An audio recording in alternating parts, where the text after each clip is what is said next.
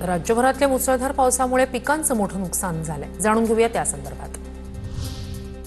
राज्यात मुसळधार पाऊस तिवसा, मेहकर, वाशिम, वरोरा, झरी-जामणी, पुसदमध्ये पावसामुळे पिकांचं नुकसान। 4 लाख हेक्टर पीक बाधित। मुख्यमंत्री फडणवीसांची माहिती। धाराशिव जिल्ह्यात मुसळधार पाऊस 108 गावातील 38,000 हेक्टर पिकांचं नुकसान। 53 जनावरांचा पुराच्या पाण्यात वाहून गेल्यानं मृत्यू। महसूल आणि कृषी विभागाचा प्राथमिक अहवाल समोर। धाराशिवच्या परंडा तालुक्यात कांदा उत्पादक शेतकऱ्यांचं मोठं नुकसान। नदीच्या पाण्यामुळे कांदा पिकासह जमीन वाहून गेली। 11 दिवसापासून सुरू असलेल्या पावसाचा शेतकऱ्यांना फटका। बीडच्या परळी तालुक्यात 2 दिवसापासून जोरदार पाऊस। अनेकांच्या शेतांना तळ्याचं स्वरूप। पिकांचं मोठं नुकसान भरपाई देण्याची शेतकऱ्यांची मागणी। छत्रपती संभाजीनगर जिल्ह्यात मुसळधार पावसाचा फटका। पळशी गावात मुसळधार पावसामुळे शेतीचं प्रचंड नुकसान। नदी नाल्यांना पूर आल्यानं शेतात शिरलं पाणी।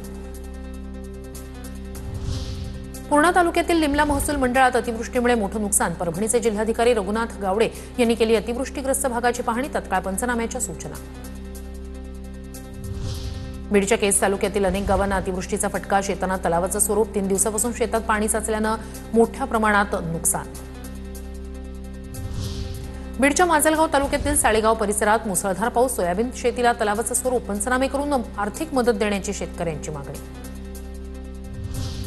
बीडच्या परळी तालुक्यात 2 दिवसापासून जोरदार पाऊस। अनेकांच्या शेतांना तळ्याचं स्वरूप। पिकांचं मोठं नुकसान भरपाई देण्याची मागणी।